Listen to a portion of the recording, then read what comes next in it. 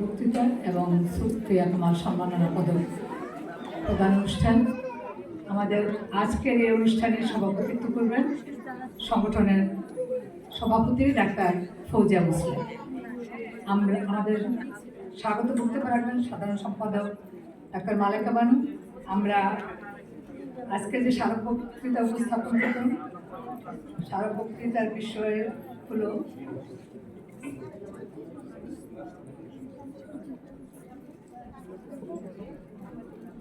নারীর প্রতি বিরাজমান ঘৃণা, বিদ্বেষ ও সহিংসতা নিরসনে সুফিয়া কামালের আলোয় পথ চলা। স্মারক বক্তৃতা প্রদান করবেন ডক্টর রিজওয়ানা করিম স্নিগ্ধা।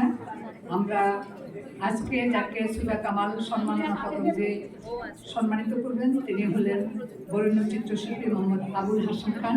আমি সভাপতি আপাকে আমাদের আজকের স্মারক বক্তা সম্মাননা পদক প্রাপ্ত ব্যক্তিত্ব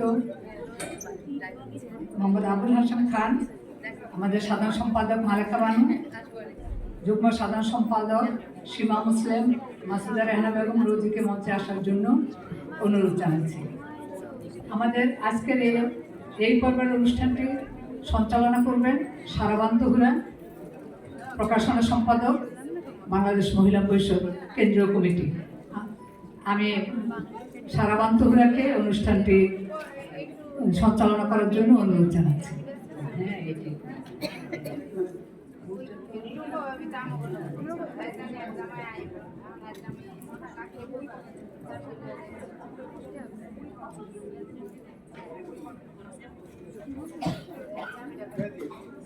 भैया तो चीन बनाना है भैया देख इसके